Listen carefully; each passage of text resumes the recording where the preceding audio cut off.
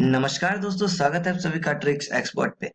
मैं गौरव कुमार आज सभी को बताऊंगा सरकार के द्वारा आरटीआई के नियम में जो बदलाव हुआ है उसके बारे में। जैसा कि दोस्तों सरकार ने एक नया नियम तैयार किया है आरटीआई के लिए।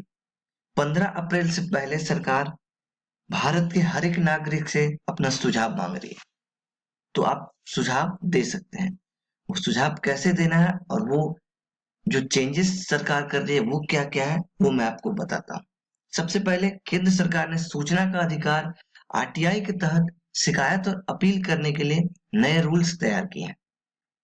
नए रूल्स के मसौदे को लेकर आम लोगों से राय मांगी गई है। Department of personal and training यानी डीओपीटी की वेबसाइट पर अपलोड किए गए इन रूल्स पर कोई भी व्यक्ति 15 अप्रैल तक अपने सुझाव दे सकता है। तो दोस्तों आप सभी भी department of personal and training यानी डीओपीटी की वेबसाइट पर जाकर अगर आप चाहते हैं कि और कुछ भी बदलाव हो या फिर जो बदलाव अभी सरकार कर रही है उसमें कुछ सुझाव देना चाहते हैं तो आप सभी सुझाव दे सकते हैं। जैसा कि अब दूसरा जो बदलाव सरकार करने जा रही है, दूसरी अपील का दर्जा दे सकता है सीआईसी।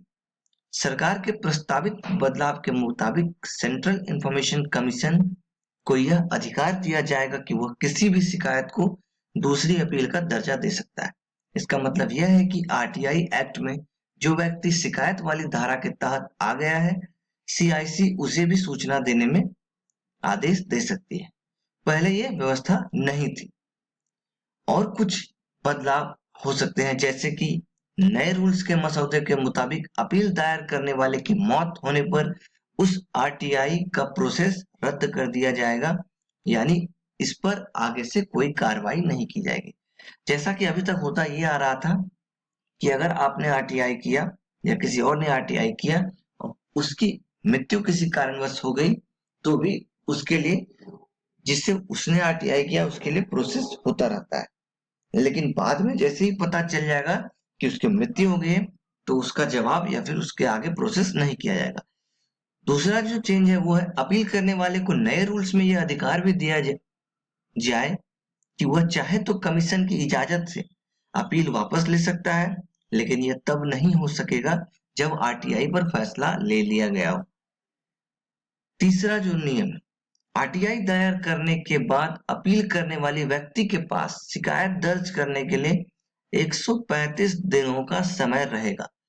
उसी दौरान अपनी शिकायत को कमीशन के पास रखना होगा।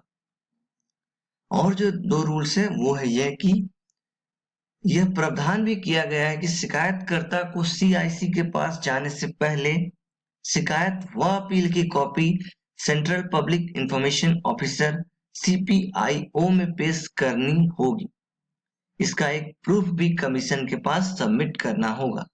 अपीलकर्ता को कमीशन को यह भी डिक्लेयर करना होगा कि जिन मैटर की शिकायत वो कर रहे हैं उस पर कोई फैसला नहीं हुआ है या फिर वह कोर्ट में पेंडिंग है। तो इस तरह के बदलाव आने वाले समय में आरटीआई में सरकार के द्वारा की जा रही है। अगर आपके कोई सुझाव हो तो उसे सरकार आमंत्रित कर रही है, उसे आप डिपार्टमेंट ऑफ पर्सनल ट्रेनिंग की साइट पर जाकर अपडेट कर सकते हैं। तो दोस्तों इस वीडियो को देखने के लिए आप सभी का बहुत बहुत धन्यवाद। कोई भी क्वेरी, क्वेश्चन, सजेशन हो तो कमेंट सेक्शन में जरूर लिखें। और अभी तक आपने हमारे चैनल ट्रिक्स एक्सपर्ट को सब्सक्राइब नहीं किया है तो सब्सक्राइब जरूर कर लें। बने रहें ट्रिक्स एक्सपर्ट के साथ। जय हिंद, जय भारत।